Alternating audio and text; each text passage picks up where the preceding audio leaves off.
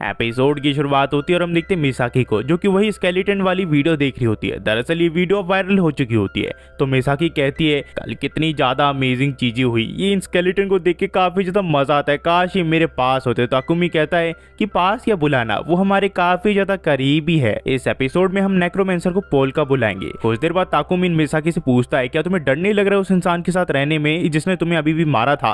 ये कहती है काफी ज्यादा थ्रिलिंग है, इसमें काफी ज्यादा मजा आ रहा है। तो ताकुमी कह रहे हैं मैं भूल ही गया था, तुम्हारा तो एक स्क्रू ढीला है। वो सोचता है, उसे यकीन नहीं हो रहा कि क्लैरिसा जो है उस बिल्डिंग को ओन करती है। पॉल का इसकी मदद करने के लिए शुक्रिया करता है और कहता है कि मुझे इस जगह के बारे में ज्यादा कुछ पता नहीं है, तो मुझे माफ करना। ताकुमी कहता है क्या तुम सचमुच यहाँ पे रहने वाले हो? ये कहता है हाँ बिल्कुल। तो ये कहता है कि जिस बॉडी में तुम रिकानेट हुए हो उसकी फैमिली का क्या? ये कहता है उसके बारे में मैं सोच चुका हूँ पहले ही। मैंने पोल्का की फैमिली को बता दिया कि समर वेकेशन के लिए पोल्का कहीं घूमने के लिए जा रहा है, और साथ ही साथ क्लैरिसा ने मुझे कुछ पोस्ट कार्ड दिए थे जो कि मैं पहले ही भेज चुका हूँ। पर समर वेकेशन खत्म होने के बाद मुझे नहीं पता कि मैं क्या करूंगा। तो ताकुमी कहता है तो पोल्का की तुम मेमोरी वापस ले सकते हो ना? ये कहता है ये बहुत ज्यादा मुश्किल है, ऊपर से बेचारा ट्रॉमा से गुजर रहा है, पिछली बार इसे जैसे मारा गया था। ताकुमी फिर से कहता है मुझे नहीं लगा था तुम दूसरी दुनिया के एक मॉन्स्टर हो। तो यहाँ पे ये कहता है कि मुझे अभी भी नहीं लग रहा कि ये दूसरी दुनिया है, क्योंकि तुम्हारी जो यहाँ की वेल्स है उन्हें मेरे यहाँ लेजेंडरी बीस्ट कहा जाता है। पर सबसे बढ़िया बात यहाँ पे ये है कि यहाँ पे गिल्डवुड रिलीजन एग्जिस्ट नहीं करता। तो ताकुमी पूछता है ये सब क्या है? तो ये कहता है कि ये ऐसा रिलीजन है जो कि मुझे डिस्ट्रॉय करने की काफी बार कोशिश कर चुका है। वो मुझे हमेशा मॉन्स्टर की तरह देखा करते थे और उन्होंने मुझे नाम दिया था हड्डियों का देवता। तो मिसाकी कहते क्या हड्डियों का देवता? ये तो काफी ज्यादा मजेदार बात है। तो पॉल का कहता है कि फाइनली जो शांति मुझे चाहिए थी वो मेरे हाथों में है, बस मुझे ये पता लगाना है कि इस बॉडी को कौन मारना चाहता है। तो ताकुमी कहता है तुम क्लैरिसा से क्यों नहीं पूछ लेते? तो पॉल का इसे बताता है कि उसने इस चीज को सीक्रेट रखा है, उसके बदले में वो मुझे ये फ्लोर यूज करने के लिए दे रही है। पहले मैं इस चीज का खुद पता लगाऊंगा, अगर नहीं पता चला तो आखिरी बार मैं क्लैरिसा से पूछूंगा। और उसने ये भी कहा है कि वो मुझे मारने का और कोई भी मिशन एक्सेप्ट नहीं करेगी। तो ताकुमी से कहता है वैसे भी तुम जैसे साइकोपैथ को कौन मार सकता है लेमिंग्स के अलावा? ये कहता है लेमिंग्स ये क्या होता है? तो ताकुमी कहता है रहने दो, छोड़ दो, वैसे भी मुझे भी नहीं लगता कि वो लोग तुम्हें मार भी पाएंगे, इतनी ताकत नहीं है उनके पास। वही भी हम देखते हैं मिसाकी को जो कि कहती है यह हड्डियां किससे चलती है, क्या इसके अंदर बैटरी है? तो ताकुमी पोल्का से पूछता है क्या तुम श्योर हो मिसाकी को हमारे पास रखना सही रहेगा तुम्हारे, जबकि वो तुम्हें मारना चाहती थी? तो पोल्का कहता है कि इसे कोई प्रॉब्लम नहीं है, ऐसा भी नहीं है कि वो मरा था। ताकुमी सोचता है कि इस जैसे पागल को जिंदा करना जरूरी था क्या? पोल्का कहता है कि इस बॉडी के असली ओनर ने मुझे कहा है कि इसके बारे में भूल जाओ, मुझे काफी ज्यादा डरावने सपने आते हैं। ये कहता है क्या तुम असली पोल्का से बात कर रहे हो? तो नेक्रोमेंसर से बताता है कि उस ड्रोन के अंदर असली पोल्का की आत्मा है। ताकुमी हैरान होकर कहता है ये तो वही ड्रोन है जिसका कंट्रोल कर मुझसे छूट गया था। तो नेक्रोमेंसर से बताता है कि पोल्का की आत्मा इसकी बॉडी के आसपास थी जिस टाइम मैं रिकार्नेट हुआ, तो उसकी सोल को मैंने इसके अंदर डाल दिया। तुम्हें कोई प्रॉब्लम तो नहीं है? तो ताकुमी कहता तुम किसी की आत्मा कहीं भी घुसा सकते हो, तुम्हारे लिए इंसान का जीवन एक खिलौने की तरह है क्या? नेक्रोमेंसर कहता है कि हाँ मेरे लिए सिर्फ खेलने की चीजें है और कुछ नहीं।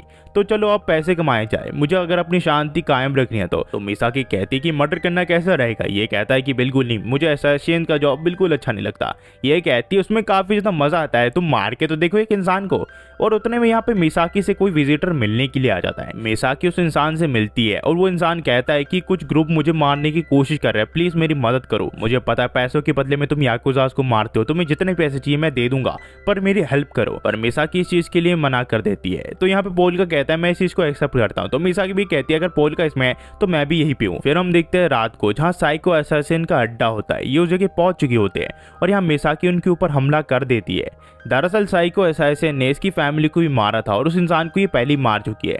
यहाँ पे लोग मिसाकी को मारने के लिए आ जाते हैं जो कि मिसाकी को चारों तरफ से घेर लेते हैं, पर मिसाकी को काफी ज्यादा एक्सपीरियंस होता है लोगों को मारने का और वो इन सब को मार के गिरा देती है। कहती है हिटमैन होने के बावजूद तुम सब लड़ने में काफी ज्यादा घटिया हो। पर उतने में इसे कोई गोली मार देता है और वही इंसान होता है। ये कहता है कि हाँ तभी तो हम हिटमैन खिलाते हैं, हम हर किसी को फिनिश कर देते हैं। और ये अपने लोगों को कहता है कि जल्दी से इसे खत्म करो। तो यहाँ पे पोल्का आता है और कहता है कि मैं समझ गया। ये आदमी कहता है तुम यहाँ पे क्या कर रहे हो? तो यहाँ पोल्का कहता है कि मैंने ही तो तुम्हारी रिक्वेस्ट एक्सेप्ट की थी। ये कहता है कि चले जाओ वरना तुम मारे जाओगे।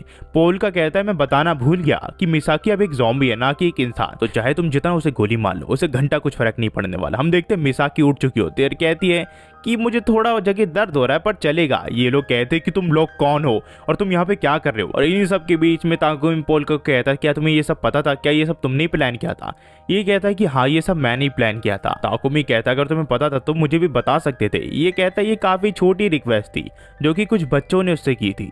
दरअसल इन असैसिन ने इन कई सारे बच्चों को मारा होता है जिन्होंने इससे रिक्वेस्ट की होती है कि वो इन्हें इंसाफ दिलाए। तो नेक्रोमेंसर ने सिर्फ इन बच्चों की रिक्वेस्ट मानी होती है और ये अपनी ताकत की मदद से इन सभी आदमियों को कुचल देता है पत्थर के जरिए। वो इन सबको एक बॉल शेप में बना देता है और कहता है कि तुम लोगों ने कई सारे लोगों को मारा है और आज के बाद तुम किसी को भी नहीं मार पाओगे। इन बच्चों के आत्माओं से मैंने वादा किया है। ये बच्चे पोल्का का शुक्रिया कर रहे होते हैं और अपनी ताकत पोल्का को देना चाह रहे होते हैं, पर पोल्का कहता है कि ये काम इसने सिर्फ पार्ट टाइम के तौर पर किया, ना कि इन्हें रेस्क्यू करने के लिए, तो इन्हें पेमेंट देने की कोई भी जरूरत नहीं है किसी भी तरह। फिर हम देखते हैं मिसाकी को जो कि देखती है कि उसके पेट में छेद हो रखे होते हैं। तो यहाँ पोल्का सोचता है कि यहाँ लड़कियां इतनी बेशरम होती है क्या, कहीं भी कपड़े उतार देती है। ताकुमी फिर पोल्का से पूछता है मुझे लगा था तुम्हारे लिए इंसान का जीवन एक खिलौने की तरह है। ये कहता है तुमने बिल्कुल सही कहा, मेरे लिए इंसान का जीवन एकदम खिलौने की तरह है, पर मुझे वो खिलौने काफी ज्यादा पसंद है जो कि बच्चों के चेहरे पे स्माइल लाए और मैं हर हाल में इन बच्चों की मुस्कुराहट देखना चाहता हूँ। मैं तकदीर के हवाले इन बच्चों को नहीं कर सकता। तो ताकुमी सोचता है कि यही हम दोनों में डिफरेंस है। पोल्का बेशक खतरनाक हो पर वो दूसरों के बारे में सोचता है और उसे पैसों से मतलब नहीं है जब बच्चों की जान पे आ जाती है। पर वहीं पे मेरे या मिसाकी के बारे में बात करें तो हम पैसे के लिए किसी की भी जान ले लेते हैं, हमें नहीं परवाह कि वो बच्चा या बड़ा है, हम सचमुच घटिया इंसान है। नेक्रोमेंसर कहता है कि मुझे माफ करना, मैं तुमसे तमीज से बात नहीं कर रहा हूँ जबकि तुम मुझसे बड़े हो। ताकुमी कहता है इसकी कोई जरूरत नहीं, अगर तुम्हारी पुरानी लाइफ को लिया जाए तो तुम मुझे 1000 साल बड़े हो। ताकुमी फिर ये सारी बातें क्लैरिसा को बता देती है। क्लैरिसा कहते हैं कि ये सब ठीक ही है। ये कहते हैं कि मुझे नहीं लगता कि पोल्का को यहाँ पे मुकाबला कर भी सकता है। वहीं पे हम कुछ लोगों को देखते हैं जो कि खंडर वाले इलाके में आ जाते हैं, जहाँ पे ये लोग एक रूम के गेट को खोलते हैं और देखते हैं कि कई सारा खून लगा हुआ है। उतने में एक इसका साथी गायब हो जाता है और ये काफी ज्यादा डरावना लग रहा होता है और पीछे से एक ड्रैकुला आ जाता है जो कि इसे खा लेता है। दरअसल ये कहानी होती है जो कि पोल्का पढ़ रहा होता है। तो पोल्का कहता है तुम्हारे यहाँ ड्रैकुला सिर्फ किस्से और कहानियों में। तो मिसाकी कहती है तो क्या तुम्हारी दुनिया में असलियत में ड्रैकुला है। ये कहता है कि हाँ बिल्कुल। फिर पोल्का कहता है अगर उसके पास अच्छा खासा माना हो तो मिसाकी को भी आसानी से ड्रैकुला बना सकता है। हमें फिर क्लैरिसा के यहाँ दिखा जाता है जहाँ ये सब पोल्का के बारे में बात कर रहे होते हैं। तो यहाँ पे इसकी एक सर्वेंट पूछती है कि पोल्का के बारे में आपका क्या ख्याल है। क्लैरिसा कहते हैं कि बेशक वो काफी ज्यादा स्ट्रांग हो पर उसकी एक वीकनेस है जो कि बच्चे है और इसी वजह से वो इन्हें आसानी से कंट्रोल कर सकती है। पर बेचारी क्लैरिसा भी बच्चों के लिए एक अलग जगह रखती है अपने दिल में। इतने में इन्हें कॉल आ जाता है और ये वही इंसान होता है जो कि पोल्का को मारना चाहता है। तो क्लैरिसा ये सब क्लियर कर देती है कि वो पोल्का को चाह कर भी नहीं मार सकती। वो एक हाई स्कूलर है और ऊपर से वो काफी ज्यादा स्ट्रांग है, इसी वजह से उसके कई सारे लोग और भी मारे गए। तो इसी वजह से वो इसे बिल्कुल नहीं मार सकती। वो काफी ज्यादा खतरनाक इंसान है। फिर क्लैरिसा के साथी से पूछती है कि आपको इतना ज्यादा भरोसा है पोल्का के ऊपर, वो लड़का इतना ज्यादा खतरनाक है। क्लैरिसा कहती है कि वो काफी ज्यादा खतरनाक है, बस उसे अब ये देखना है वो डांस पार्टनर के तौर पर किन लोगों को चुनता है। वहीं पे हम देखते हैं एक आदमी को जो कि कई लोगों से माफी मांग रहा होता है और कहता है उसे नहीं पता था कि बार इतना ज्यादा एक्सपेंसिव है। वहीं पे हमें बार के अंदर दिखा जाता है। यहाँ पे हम सुनहरे बाल वाले लड़के को देखते हैं। वो कहता है कि मैं यहाँ पे पीने के लिए क्लैरिसा के साथ आया था पर वो कहाँ पे है। तो उसका आदमी बताता है कि क्लैरिसा की शिफ्ट जो है वो कब खत्म हो चुकी है, वो बाद में स्टार्ट करेगी और आज उसने छुट्टी भी ले रखी है। यहाँ पे ये कहता है कुछ प्रॉब्लम है क्या उसके साथ। ये कहता है कि बिल्कुल कुछ नहीं। फिर ये आदमी कहता है कि तुमने वो न्यूज सुनी स्केलेटन के बारे में, मुझे विश्वास नहीं हो रहा लोग इतने बेवकूफ हो सकते हैं। स्केलेटन ज़ॉम्बी ये काफी ज्यादा बकवास चीज है। फिर ये एक लड़की को छेड़ने लग जाता है और उसके पीछे में अपना हाथ देता है। तो एक आदमी यहाँ पे पकड़ के कहता है तुम दिखने में काफी ज्यादा घटिया इंसान हो, तो पर तुम्हें पता होना चाहिए तुम हमारे बाहर की लड़की को नहीं छू सकते। वहीं पे हमें ताकुमी को दिखाया जाता है जो कि यहाँ पोल्का से पूछता है कि इसकी बॉडी को क्या हुआ, ये तो खाई जा रही है जबकि इसकी पेट में 2-2 छेद हो रखे हैं। तो पोल्का इसे कहता है कि इसकी जो बॉडी है वो सेल्फ रिकवरी कर लेती है और रॉ मीट खाने की वजह से अगर इसे ज्यादा चोट भी लगी तो वो जल्दी रिकवर हो जाएगी। एक तरह से समझ लो ज़ॉम्बी की तरह है। और एक और चीज, मिसाकी का जो सलाइवा है अगर वो उसके साथ किसी को काटती है तो जो इंसान है वो सामने वाला पैरालाइज हो जाएगा। ये इसकी एक पावर है जो कि पोल्का ने उसे दी है, जिसके बाद मिसाकी से काट लेती है और बेचारा पोल्का इंसानी शरीर होने की वजह से यहाँ पे जम जाता है। मिसाकी कहती है ताकुमी क्या कहते हो, अगर ये तुम्हें क्यूट गर्ल काटेगी तुम्हें कैसा लगेगा, मजा आएगा ना। ये कहता है कि 3D गर्ल चुप रहो, तुम सब 3D गर्ल्स को लगता है कि अगर तुम हमें किस करोगी तो वो हमारे लिए तोहफे की तरह होगा,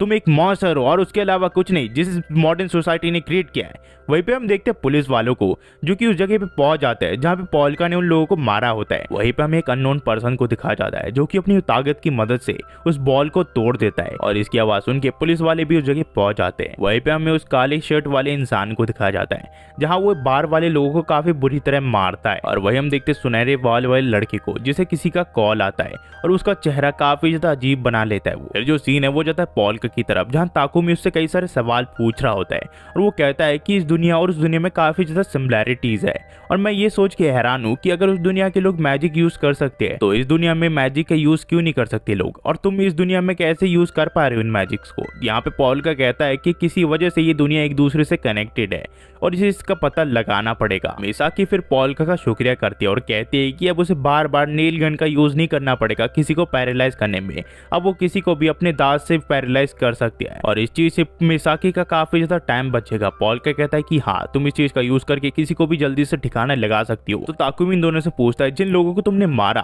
क्या वो लोग जिंदा थे या फिर मर गए थे। यहाँ पे ये कहता है कि वो पूरी तरह श्योर है कि वो लोग मारे जा चुके हैं। हमें फिर उसी जगह दिखाया जाता है जहाँ इन सभी इंसानों की लाश निकाल लेते ये लोग। पुलिस वाले हैरान हो जाते हैं कि एक इंसान की बॉडी कोई इतना ज्यादा मोड़ कैसे सकता है कि उसकी हड्डी एकदम चकनाचूर हो चुकी है। ये दोनों फिर रिसेंटली जितने भी केस आए हैं जो कि ग्रीन रिपर और फायर ब्रीदिंग बग्स का है वो इस चीज को इससे जोड़ने लग जाते हैं। ये दोनों कहते हैं कि लगता है इस चीज में मजा आने वाला है। इतने दिनों बाद इन्हें एक बढ़िया केस मिला है। इस सुनहरे बाल वाले लड़के का नाम ताजुबाकी इवानोमी है जो कि पुलिस वालों के साथ काम करता है और उसी के साथ ही जिसका नाम कोजोबोर आर्स होता है वो भी इसी के साथ काम करता है। फिर जो कहानी वो यहाँ से टू बी कंटिन्यू हो जाती है। आपसे हम मिलते हैं अगली वीडियो में अगले हफ्ते। तो हाँ गाइज ये सारी रेगुलर एनिमीज है जिसे मैं एक्सप्लेन करता हूँ और जो भी कहते हैं कि भाई डेली डाल दो यार मैं वो नहीं कर सकता क्योंकि भाई ये एनिमी सीरीज है जो भाई कंपनीज डालती है और अपलोड होने के बाद हम इन सीरीज को देखते हैं जिसके बाद हम कई सारी और चीज़ों का ध्यान रखते हैं तब जाके हम इस वीडियो को अपलोड करते हैं ताकि आपको मज़ा आ सके। और जो भी कहता है यार एनिमीज आपको हिंदी में मिल जाएगी, भाई बेवकूफ़ बना रहा है, आपको इतनी जल्दी एनिमीज हिंदी में नहीं मिलने वाली। और ऊपर से इस टाइप के एनिमीज जो कि भाई बड़ी एनिमीज तो है नहीं, छोटे प्रोजेक्ट पे बनती है ये तो आप मुश्किल है भाई ये सारी हिंदी में देखना, एक्सप्लेनेशन से ही काम चलाओ। Thanks for watching guys and next video में मिलते हैं।